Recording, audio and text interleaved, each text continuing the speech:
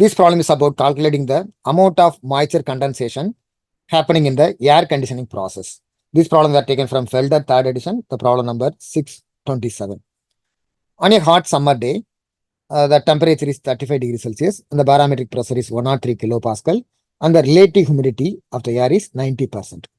An air conditioner draws in outside air and cools it to 20 degrees Celsius and delivers it at the rate of 12,500 liter per hour.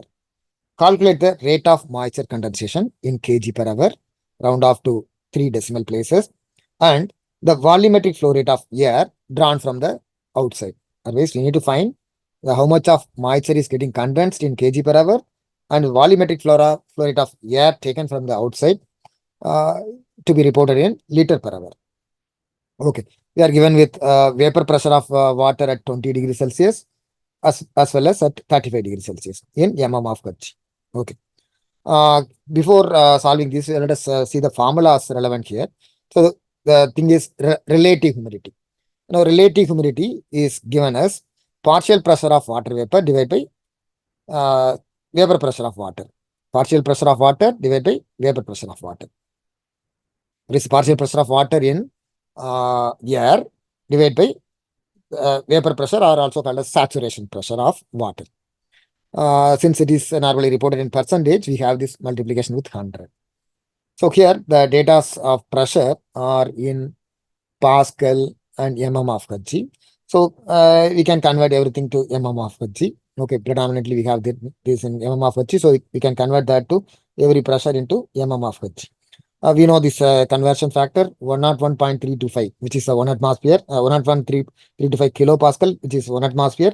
This is also equal to 760 mm of Kg. From that, we are given with actually 103 kilopascal. For that, the pressure in mm of Kg is 772.6 mm of Kg. Okay. Now, coming back to this formula, what is this partial pressure? Partial pressure is mole fraction of the water vapor in air, or is in the gas phase, multiplied by total pressure. That is, partial pressure is simply mole fraction multiplied by the total pressure. And it is given that at the inlet, we have this relative humidity of 100%. So what is the mole fraction of water vapor? That we are going to find. So relative humidity is partial pressure by vapor pressure.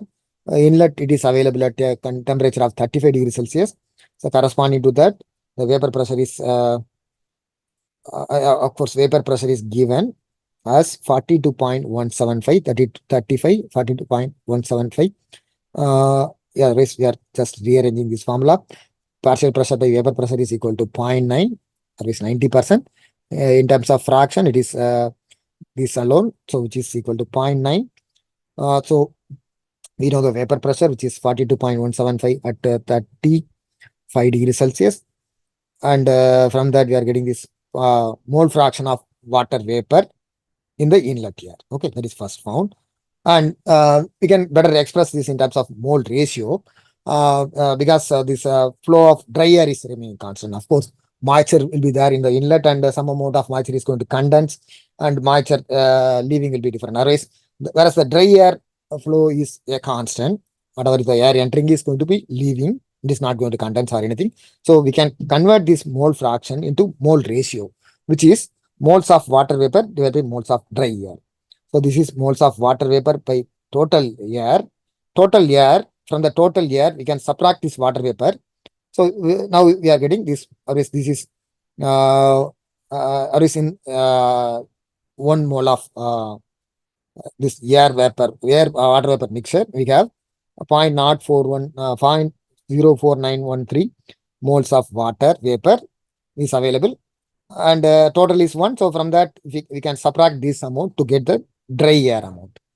So otherwise, we are going to represent this mole fraction in terms of mole ratio, which is moles of water vapor divided by moles of dry air. Fine.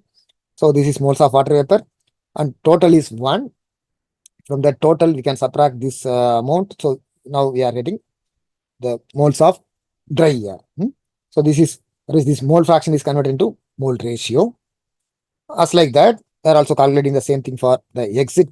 At the exit, it is given that we are having a condition. Actually, there is a condensation of moisture happening. Why it is happening? Because at the inlet we have a relative humidity of 90% and we have this mole fraction.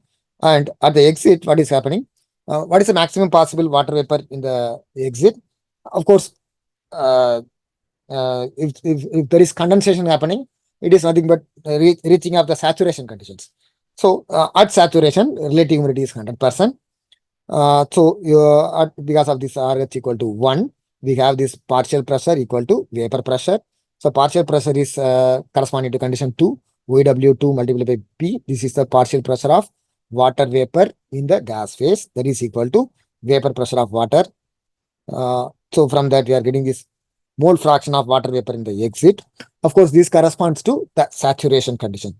Now, why is saturation condition? Because there is a statement that there is a condensation happening. So when the condensation will happen, as and when the moisture is, as and when the relative humidity is greater than or equal to 100%.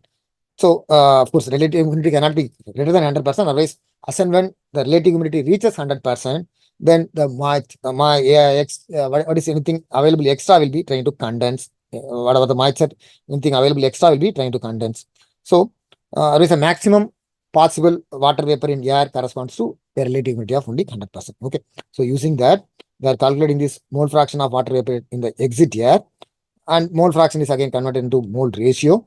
Now you can easily say that inlet is having this much water vapor per kg of dry air, and exit can have only this much of water vapor.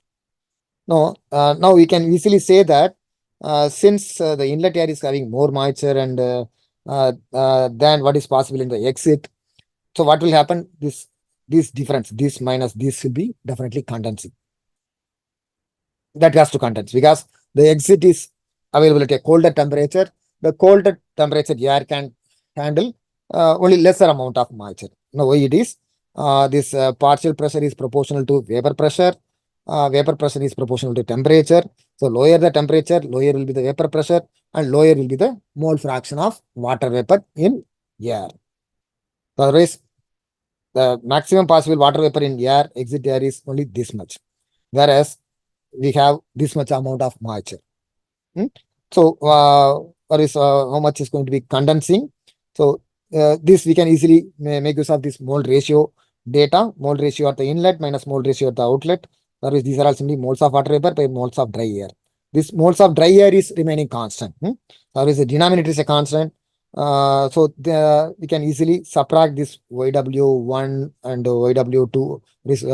This 1 minus 2 will give the moles of water vapor getting condensed. This is actually per mole of dry air, correct? So this will represent this schematically. So inlet air is having this moles of water per mole of dry air, and outlet can have only this much of moles of water per mole of dry air. The balance will be definitely condensing. So this minus this, 0.05167 minus 0.02323. So this difference is nothing but 0.02844. So this much moles of water is going to condense. Now it is happening because inlet is at a higher temperature, it can hold more amount of moisture. So inlet air is bringing in more moisture, whereas outlet air can hold only this much of moisture per kg per mole of dry air. So the difference is going to condense. Okay. Of course, our exit will be at a relative humidity of 100%, which is corresponding to the temperature of 20 degrees Celsius. Okay. Is 20 degrees Celsius, inlet is 35 degrees Celsius. So all this data were utilized to calculate this amount of condensation. Now, let us again go back to the problem statement. So what is asked is, we need to calculate the rate of condensation in kg per hour, which is corresponding to the outlet flow of air. Now, we need to have an outlet air of 12,500 liter per hour. So there is a delivery rate of air corresponding to this temperature and this pressure. So, which is given in volumetric flow rate. We can convert this to molar flow rate. That is nothing but the molar flow rate of the exit air plus water vapor. And from that, we have to calculate the air taken at the inlet. That is, exit air in terms of liter per hour is available. We need to calculate the inlet air in terms of liter per hour. But liter per hour, you cannot easily the procedure is convert this liter per hour to moles per hour. Once moles per hour is available, this data, which is calculated per mole of dry air, can be easily scaled up. Okay, now let us do that. So we are given with this molar flow rate of volumetric flow rate of exit air. We can convert this to molar flow rate simply from ideal gas equation. We are assuming the air water vapor mixture is a ideal gas. So we are given with this volumetric flow rate, find the molar flow rate. So this is the molar flow rate of the exit air. In that, we know the composition of the exit air, no? The composition of the exit air in terms of mole fraction as well as mole ratio are available. So using this mole fraction data, so mole fraction data is available here. So using this mole fraction data, so using that mole fraction, I'm getting this moles of dry air, because this moles of dry air at the exit will be simply the moles of dry air at the inlet. Otherwise, we are getting this molar flow rate of dry air simply from the total molar flow rate multiplied by the fraction of dry air. Fraction of dry air is nothing but the fraction of total air minus fraction of water vapor. So mole fraction of water vapor at the exit is this much, which is subtracted from the total, which is 1. So 1 minus that is equal to, this is a fraction of dry air, that multiplied by the molar flow rate will give you molar flow rate of the dry air. Okay, molar flow rate of the dry air at the exit is available. Now we can get the molar flow rate of the water at the molar flow rate of inlet air. For that, of course, we can also do this calculation for amount of water condensed. Or earlier we calculated the amount of water condensed. This is per mole of dry air. Now we have this, so much of dry air is leaving or so much of dry air is entering. So for that, how much of water will be condensing? So whatever this 516.5, which is a moles of dry air, that multiplied by this data. No, this is moles of dry air. Per mole of dry air, we have this much of condensation. So this multiplied by this, that is 516.5 multiplied by 0.02844 is nothing but moles of water condensed. That is to be reported here in kg per hour. So this is in moles per hour. Convert that to gram per hour. You know, how do you convert this? Molecular weight into moles into molecular weight. So this is in moles and this is in gram per mole. So I'm getting in gram per hour. So we can convert that to kg. So our answer here is 0.264. There is a first option. Sorry, there is a first answer. The second one, now we have to write this. We have to also get this volumetric flow rate of air at the inlet. Of course, we already know the dry air at the exit, which is nothing but the dry air at the inlet as well, and corresponding how much of moisture it is carrying. So this is a dry air, and that multiplied by moles of water vapor by moles of dry air. That data already we have. So this is nothing but moles of water vapor per mole of dry air at the inlet. So this multiplied with moles of dry air. This multiplied with moles of dry air. Now this moles of dry air already we worked out. So that moles of dry air multiplied by this mole ratio, which is giving the moles of molar flow rate of water vapor, and this is the molar flow rate of dry air. The total is the molar flow rate of the air at the inlet. Air is dry air plus moisture. Okay, so this is available in terms of molar flow rate. Now we have to again convert this to volumetric flow rate. Again, simply we are using this ideal gas equation, PV equal to nRT. This is volumetric flow rate, this is molar flow rate. Simple. So here again, you have to use this R unit comfortably, conveniently. So what is that? Of course, this is in kilopascal. Corresponding to this R is 8.314. Okay. Otherwise, how to get this value of R?